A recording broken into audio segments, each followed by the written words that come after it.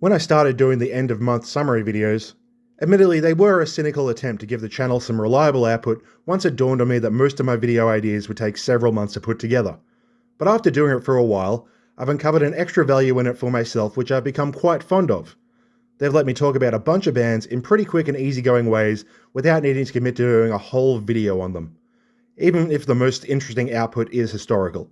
For instance, last month I got to talk about Torso Fuck a little bit. This is handy because I don't really have a whole video's worth of things to say about Torso Fuck, and doing an entire video focused on Torso Fuck would probably get my channel permanently blacklisted here. This way, I get a couple of minutes to say my piece and get out, nice and breezy. This has happened a few times over the years so far already, and I've really appreciated the space. The problem with this is that the album needs to hit a threshold to warrant a spot in the recap. My threshold isn't astoundingly high since I need 5 to 7 of them every month, so usually somewhere around a 7.5 out of 10 or so makes the cut for me, but sometimes I have things to say about things that don't get there. I didn't like the new Scimitar very much, but it was a very interesting choice in follow-up that I am glad that they went for, and I don't want them to be scared away from. So I would have liked the chance to talk about that a little bit. The new Bleeding was almost good enough to count, but it is interesting to talk about in the context of why it's not that good despite having so many individual parts that I enjoy. Obviously, this setup is to describe why I'm doing a video after the new Funebrarum dropped. It wasn't too far from the cutoff, but I do think it's merely good and I couldn't justify including it on the list. And now we're here, because despite that, I want to talk about Funebrarum.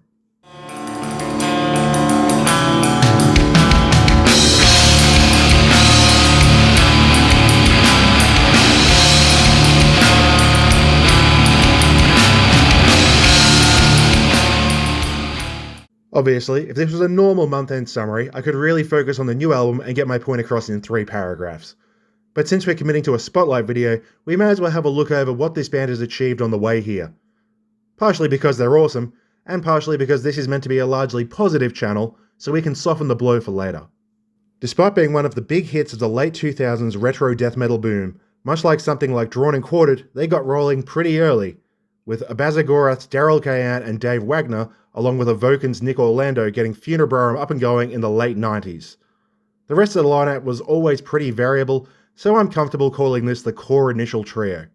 With Evoken being by far the biggest name in the conversation there, early on the reputation was more or less that it was an Evoken dude's death metal band.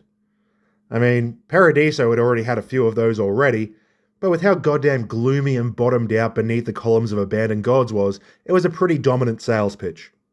Their blend of Finland and New York death metal was in play here already, but in a very fat and mid-paced format. With it being so low-end dominant, some of the more agile and dynamic aspects of the band could be a little obscured by the, obscurity. But the album ruled despite remaining quite underground amongst the very different focus of the 2001 death metal scene. This will be followed by a slight period of relative dormancy, with only a short EP of largely previously released tracks coming out in the next few years, before they brought in Sean Eldridge on the drums and started working on follow-ups in earnest. Eldridge is an incredible death metal drummer. He may not be one of those drum cam friendly tech exercise drummers, don't get me wrong, he's more technically advanced than anyone that ever had before, but what makes him so good is his ability to tap into really musical and song reactive ideas while keeping the required direct impact of regular death metal drumming intact. He has a lot of ways to transition between phases which use the whole kit instead of just sticking to simple jackhammering or playing the same fills over and over. With him on board for a little while, the band was able to take on a much more dynamic, energetic and lively approach. The first dose of this was the split with Interment, which isn't super important for the band directly since it's mostly covers and songs that would end up on the full length, but it's definitely worth checking out if only for the Interment side, which is comfortably the best stuff that band ever did. Sure, they're up against mostly covers, but Funebrarum do have fucking Grave Reaper on their side, and the Interment side might be the better one. For the purposes of this topic, it's the introduction to this faster, more elaborate, and more throat-ripping version of Funebrarum. Their abhorrence if they came from New Jersey thing is in full swing now. It's super aggressive New York death metal with all the blast and trem crossed with knuckle drag and chug groove stuff in there. But it's paired heavily with Finnish wonky groove, grinding ugliness, and spooky haunted castle leads all over the place. It's old school death metal through and through, but this specific blend was extremely uncommon, with the only earlier thing that I can think of hitting this ballpark of influence blending being the 1994 The Soil demo by Lithuania's Conscious Rot. It's somehow both throwback baiting and forward-looking at the same time. The next full length does render a lot of it kind of unimportant though, so let's just jump onto there. 8 years after their debut, the band finally got around to a follow-up, and their lackadaisical tempo of output actually paid off for once. In 2001, the old-school style death metal scene could not have been less trendy, but by 2009, it had been given quite a resurgence as everyone finally decided they'd had enough of tech death, deathcore, and generally robotic precision, and were going to finally do something about it. Given this resurgence scene has kicked on for the last 2 decades, it is a bit blasé and matter-of-fact again, but at the time there was a push for more grounded death metal, and for me there were 3 absolute beacons which legitimised the whole thing despite the masses of kinda shitty bands. Dead Congregation's Graves of the Archangels, Adversarial's All Idols Fall Before the Hammer, and Funebrarum's Sleep of Morbid Dreams. Obviously, there's no consensus on this stuff, so that's just my personal big 3, but it was definitely one of the bigger releases of the scene at its most important time. I think it's one of the best death metal records ever myself. In the laziest attempt to get historical data to back me up possible, it came up on number 40 of Decibel's 2009 year-end list, which is the first year they took much interest in this movement. 2006 had 0 old-school death metal. 2007 had Obliteration, who admittedly do have a pretty good argument for also being at that tier of big 3 there. 2008 had a handful of mentions with Coffins at 40, Bloodbath at 28, and Hail of Bullets at 21, but those last 2 are obviously special cases. That's right, Dead Congregation's all-timer didn't even get a mention. That's how off the boil this stuff was through the 2000s. Admittedly, Decibel never went all in on it or anything, and they're hardly a banner waver for the underground, but it's some stats. In 2010, they had Father Befouled of all things on there. 2011 had like 5 old-school death metal albums on it, even if they were largely legacy acts. Through to today, you can still always see them having 1 or 2 bones thrown to the old heads in any given year. The point is, this album was a big deal in bringing this movement to the masses while not relying on 90s cred. Obviously, it's still underground stuff, but it was a big face of this movement, and more importantly, it fucking rules. It's around here where the Funebrarum story gets a little more interesting to talk about rather than just listen to. Until now, it's been a wholesome good news story where everything comes up Millhouse. Sure, they were a little slow getting things out, and had a revolving door on a couple of members, but it had been a decade of nothing but outstanding output, increasing attention, and the audience was starved enough that there wasn't enough scene entitlement to care too much about an 8-year wait between full lengths. The music is phenomenal, but as far as things to talk about go, it is largely just, this band rules, listen to them, and the conversation ends there. It's amazing music which everyone must know, but it's not exactly a wellspring of broader talking points. So that slowness that had already kind of defined the band wasn't simply a case of them being lazy or being perfectionists who spent months polishing every single riff and composition they wrote, although those absolutely could still be part of it. While everyone on Sleep of Morbid Dreams were in a fairly dense geographical range, they did have a number of other things affecting them around this time. Obviously, they were all in that get a real job and settle down with kids age, which is a big deal compared to a band which isn't particularly profitable. Dave Wagner joined Evoken before the release of the sophomore album. Orlando had quiet quit music in general by the looks, since Sleep was the last thing he has a credit on outside of a couple of retrospective compilations from Evoken. Given the fairly significant stylistic shift that band had after his departure, he does feel like the big piece of the puzzle which is hardest to replace. Kahan had fired up Disma by now, either as an act of impatience with Funebrarum or just as a chance to work with a pre-jerk status Craig Pillard, and with their extreme publicity they would quickly take priority until the Troubles. Eldridge would go with him and be the drummer for the fairly prolific Death Fortress, in addition to simply suffering from the normal good drummer in a busy scene gets to play for every band in a 100-kilometer radius effect. Matt Medeiros would be the steadiest of the band's second guitarists and didn't really have any particularly important other jobs, but likely wasn't a massive producer of the band's music. Between all this, it did make a lot of sense for the band to go on the back burner, and backburn they did. With Kahan and Eldridge going all in on Disma, Orlando just not doing anything anymore, and Wagner having bigger fish to fry, everything basically stopped and everyone went their own ways. They didn't fully disappear in this period, but the lineup was nuked out of existence. They put out one song in 2012 with a hacked together lineup of anyone in the local area, and otherwise the band was pretty dead. And then Disma exploded in ways that were equal parts hilarious and sad. Now if I wanted this to be a drama channel, I could do a whole video going over just this event. But first off, this is a fucking family channel and we're not focusing on that shit. And second, I'm lazy and don't want to do research, so I'm just going to talk out of my ass based on decade-old memories. Disma had been plugging along as one of the biggest bands in the scene. I don't think that Towards the Megalith is quite as good as its reputation, but it was undeniably a big hit and Pillard's stature as a vocalist had never been higher. Sometime around 2015, they'd booked themselves in for a nice little fest, when disaster struck. A punk band playing said fest announced they were boycotting because Disma, and specifically Craig, were on the bill. At first, the general reception was actually a bit of a circle the wagons around death metal's new darlings. Sure, Craig had some dicey-ass shit in his past, but it was the 90s and early 2000s. It's just what edgelording was back then.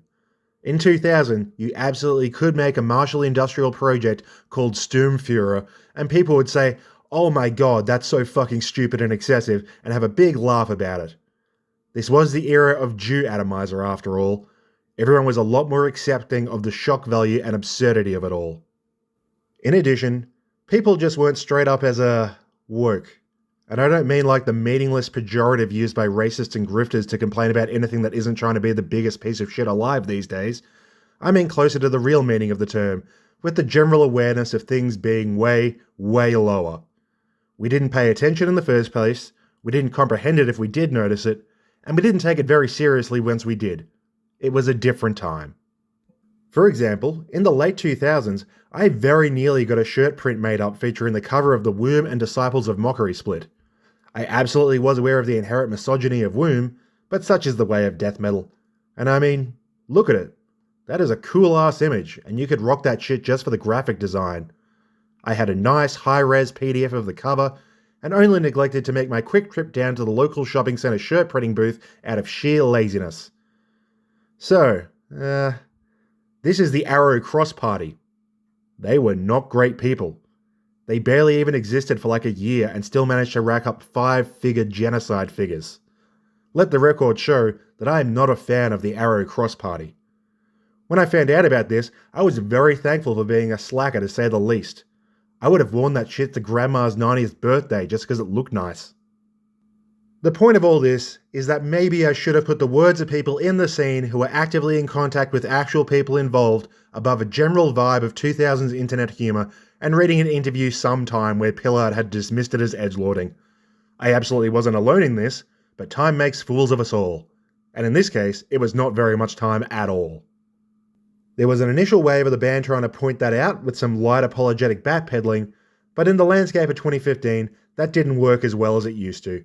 And the digs kept coming, and Craig got backbitey. To the point where he brought back his stupid-ass Nazi ambient band to play an outright NS fest. At this point, things had escalated so far that the band could not continue as it had with Pillard still the frontman. So it appeared as if it was time for him to go. A sad end for what had seemed to be a fruitful union between the new hotness and an old legend.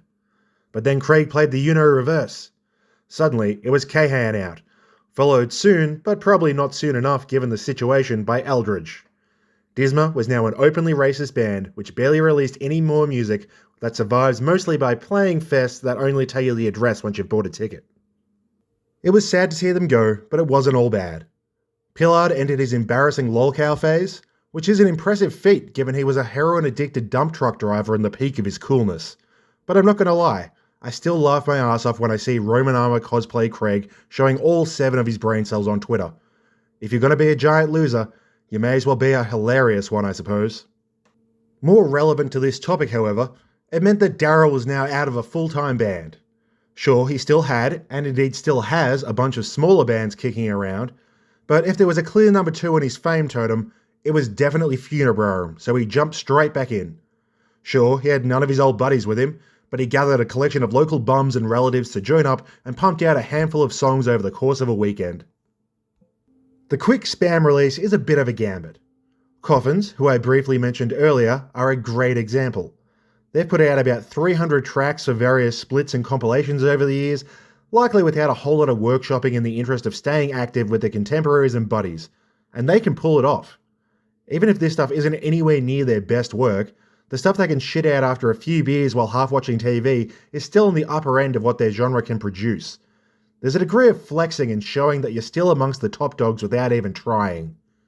Exhumation of the Ancients is not amongst the top dogs. Daryl has been a songwriter, if not the main songwriter of the band all along.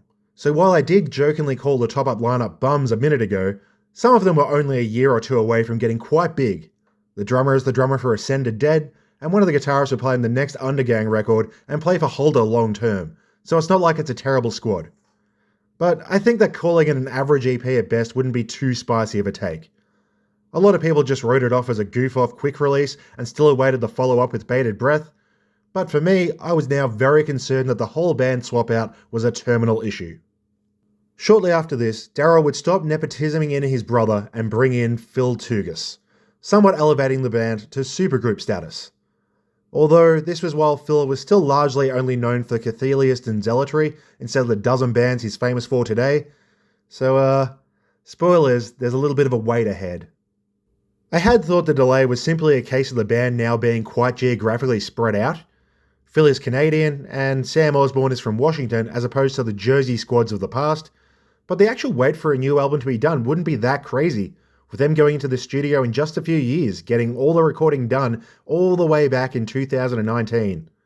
It's not like it would take Daryl 7 years to paint a picture for the cover, right? So it took 7 years for Daryl to paint his picture. It's a very intriguing shift in style, with a very black metal-inspired snowing mountain range. Sure, the band had never been particularly consistent in their art styles, with everything from zombies to landscapes to whatever the fuck the debut is meant to be, but it was definitely a surprise. I don't know if I call it particularly representative of the album that's come out of it, but I guess it's time to talk about the album that made me want to make this video in the first place. The first thing I want to say is that Beckoning the Void of Eternal Silence is not a bad album. I do think it's kind of a bad album title, it doesn't flow off the tongue very nicely to me, but the album itself is definitely good. It's firmly in the top half of death metal coming out, likely towards the top third. The thing that gets to me is that I'm rarely this unsure on how much I trust my knee-jerk emotional reaction to something, and whether or not I'll ever be able to get past that. I generally think I'm pretty good at separating height, expectation, and confirmation bias from my judgment of media and art. An example from just this video is when I mentioned Scimitar back in the intro. If I was asked in advance what my fears were for a new Scimitar, it would be that they'd take their positive reception and try to soften up, get less wild and black metal-y, and try to make something with a little bit more broader appeal. I'd say that what I wanted was something that was even more black metal and chaotic, something uglier and heavier. Just keep pushing it. So when Scimitar 2 came out, and for all intents and purposes is the follow-up that I'd asked for, my confirmation bias and relief of not getting what I feared should suggest that I'd be whole hog in to show that I was right and got what I wanted. But alas, I don't really like it. I think there's a really good stretch in the middle, but I think the start is too chaotic and tuneless, and the end is too dour and bleak. I've kept my preconceptions out of it and come up with an opinion that I think reflects the release itself. With the new Funebrarum, I'm both uncertain that I've done that separation at all, and then which way I'm being pulled if I haven't. I could be underrating it because I'm wanting to stand by my "it's not even the same band anymore, everyone should be less hyped" stance that I've had for the last decade, or I could be overrating it because it's one of my favourite bands ever and I refuse to believe they'd ever do anything below at least great. On the flip side, I could be using that favourite band status to underrate it again because of the gap between their peak and this, and because I hold that peak in such high esteem, I'm finding the gap much bigger than it really is. The same goes for the wait. Do I judge it harshly because the wait has been so long and I've literally bred a high schooler in that time frame, or do I criticise it more lightly because I'm excited to get something after all of that waiting? Usually I'll just do a re-listen and decide that, no, I am awesome and I am right, and take my opinion forward with confidence and gusto, but that just hasn't happened here. I don't know if I can separate this from the history or the lead-up, or if I ever will. But I guess it can't all be vibes, so I should talk about the aspects that I do want to talk about with the new record. To go on with the prior topic, this is honestly somewhat difficult to do, because Funebrarum were always a very varied band, so I can't just go, look, it's different now, I know like change, grrr. Both of their records are extremely different while using the same core influence set. This new one doing that shouldn't be a surprise or a problem. Collins was extremely cavernous, dark, and suffocating. Sleep was a dynamic, catchy, and violent record. They were both extremely distinct despite having the same core inspirations, and this is true of the new one. It still sounds like them. Beckoning is somewhere between the two, with an additional layer of colder aesthetics and a more epic scale. It's produced a lot more similarly to the debut, with a much more bottomed out tone, yet it brings across the maximal tempo shifts, the more dramatic stylistic movements, and increased lead hook presence of Sleep. It's definitely them. Any fears that I had that the entire lineup being swapped out would result in something getting changed entirely were completely unfounded. The mere notion of being different is the norm for them. So with me, theoretically at least, being okay with it not being one of the first two records again, I have to say that I don't think this new one works particularly well. The album is still good, but I don't think it's pulling off everything that it's going for. First off, I want to cover the tone and general sound, which I think is a bit of a mismatch.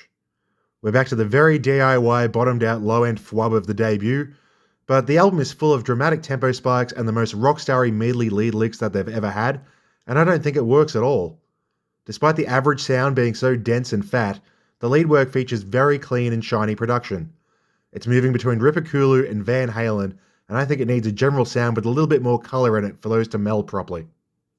I get that Sleep of Morbid Dreams was recorded in an expensive studio with a very experienced producer, and this is more of a home job, but this is pretty stomping, lively music, and I'd like there to be a little bit more crunch to it, and for the trem highlights to pop a little bit more. I'm thinking something like Room Magic's Triple D. Vocally, things are in a similar boat to everything else.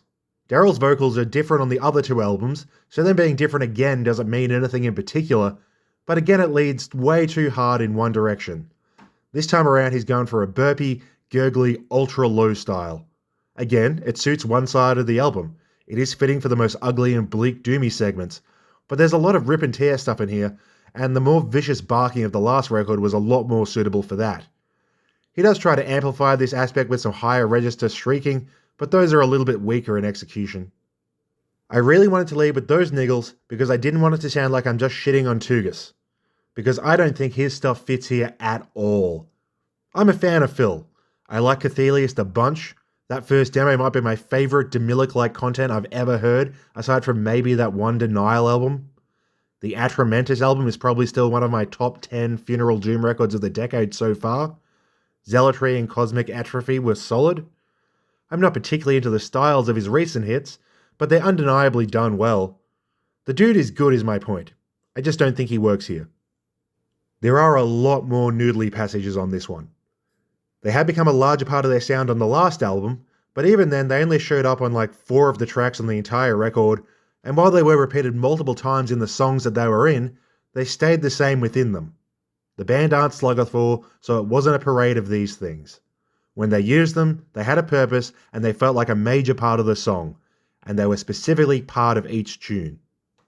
Every single song here has multiple noodly passages, and they're almost always different. Usually there's a fairly grounded one near the start, and then a shred fest at the end. The more standard ones are fine. In fact, Phil's increased technical skill can sometimes be a boon, since he can do them in ways I've never really heard bands do before with the few extra notes stuck in here and there. But then there's the shred-offs.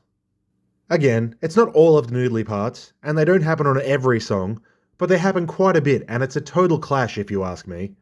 It's just too clean, too showy, and it doesn't really fit the grim mood the rest of the songs work at. Don't get me wrong, the guy can play, and it's undeniably unique having something this dark have stuff on it like this, but it's not for me. I'll take the Grave Reaper solo myself. He also swaps out the screaming dive bombs for more technically showing tapping runs, and I'm also firmly in the camp of the former. To double back around to how they don't repeat when they come back, beyond just having an extra segment that I don't like very much, I think they're reflective of a shift in songwriting also. Previously, Funebrarum have been extremely songy songwriters. They weren't doing verse-chorus pop songs or anything, this is death metal after all, but most of the most distinctive parts would come and go repeating a few times and get reused throughout the progressions of the track. Beckoning is much more of a linear stream of riffs album.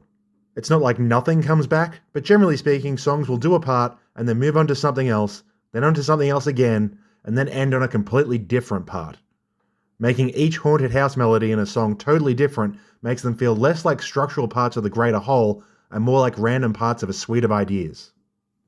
This one is absolutely not tied to fill. This is true of the heavier parts also, and even the filthy ass debut was full of the songy structuring ideas without having these flashy moments to highlight it, but it does stand out because it's such an obvious break from all the murk. There's a reason why the Grave Reaper lick is such an important part of the song. It's structurally holding it all together. On the other hand, the one at the start of Sinagba Amaru is just one little part of a 6-minute song which has a bunch of little parts, because that second one is just an outright shred off. Because it doesn't repeat or hold a particularly important position, it isn't a recognizable motif of the song. Obviously, how anyone feels about this type of thing is usually based on vibes, so I'm going to nerdily hyper-focus on some song structures to show what I mean.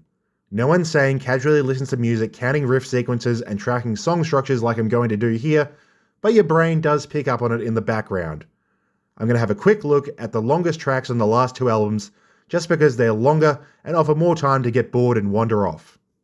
First up, we'll look at Next Monumentum, an 8-minute monolith of meat-sweat-inducing energy. There's a cutesy little intro that indeed never comes back. It's then overwhelmed by an exhilarating blasted, descending feature riff. We get a brief halftime groove breather before we move on to another blasted transition with a new meadly riff in it. The halftime groove breather riff comes back in immediately, but now with guitar screaming for colour before we double back into the descending blast riff from the start. This time the slowdown is a new wonky groove riff, which slows down even further into an almost gothic part with keys. This totally cuts out for a few bars of moody chugs and almost unaccompanied vocals, before the gothic slow part returns with a solo to provide a little climax. The descending blast riff returns again, before converting into the grinding follow-up riff from the first time it showed up. Much like the initial sequence, it drops back into the halftime groove breather once more, before speeding back up into the descending blast riff for the final time, which this time morphs into a waltzing blasted climax. Finally, the speed reduces into crawling doom, reminiscent of the intro, but different. I absolutely don't recommend listening to music with this sort of written out composition tracking. God knows I don't do it, but your brain does pick up on it. As you can see, there's a lot of repeated riffs, often with modifiers, yet it alters the frequency and locations of the transitions and connections. It breeds familiarity and identity for the tracks as a whole, while remaining surprising and exciting. It's one of the best death metal songs ever written, and it goes so far beyond riff good and I like it when drum go smash. Now let's look at the closer on the new album, The Whispering Cathedral. This one opens with a fairly cold intro with a clean lead guitar and tribal drums. This hard cuts to a somewhat slugger-thory, jabby, chuggy upper mid-pace riff, which is followed by a slower, grim trem line which introduces vocals. We get a little breather to build tension before exploding into a solid blast and trem segment, which converts into an admittedly sick-as-hell D-beat riff. The tempo then drops out, and we get some heavier doom content, which eventually leads into a little wonky lead. Now we get our only segment of repeated content, with the opening riff coming back, which is an odd choice given it's the weakest riff on the song so far, but hey, it happens. The one which follows it could also be a heavily modified version of the trem line we got after it at the start too. But it is quite different, so it could be argued that it's just a very similar riff doing the same purpose. After this, the tempo cuts out, and we get a little bit of dicking around to set the mood. Then there's a long, doomy section with some cheesy video game keys, and eventually a solo. The song ends by dropping into a much less campy and darker doom part, before giving us an orchestral outro sample. There is a solid argument that the through line of the song is then the theme rather than specific callbacks. This is pretty steadily doomy and melodic as a whole, with only a couple of minutes spent above mid-pace. This is absolutely true of a few songs here. Turning the Stones of Torment is the most haunted house melody showcase song they've ever done. Rotting Burial Grounds is an attack piece just like Beyond Recognition was. It's a valid way to write a song, but I get a hell of a lot more out of the first style. Obviously, there's no objectively right or wrong way to compose a song, but I've always considered that 5 or 6 ultra-recognisable parts jumbled unpredictably to be my favourite style of death metal song composition. None So Vile obviously comes to mind as the absolute gold standard of this type of writing, and Funebrarum has always been an exemplary band at this, and this kind of narrative unfolding style just doesn't do it as well for me. My whole not having any idea of whether or not my prior feelings of poisoning the well are in full swing here. To throw a bone to our clown boy Craig because I was a little mean on the old fella earlier, The Disciples of Mockery is On the Right Day my outright favourite death metal album ever made. And most of the songs on that are two fast riffs alternating before a hard gear change into a doom riff outro. So I'm not consistent at all on this shit. And that's basically where I want to leave this. I'm not consistent on this shit. I definitely don't like this one as much as their earlier works, but by how much? I don't fucking know. I just wanted to get this confusion off my chest in the hope that it would clarify things for me. It didn't do that. I think that I've been liking it more with the extra re-listens I've done while making the video, so who knows? Maybe it'll click and it'll end up on my year-end list as a surprise winner. Or maybe I'll make some alts and start shitting on it on social media to farm attention. Who knows? I just wanted to talk about Funebrarum, and now I have.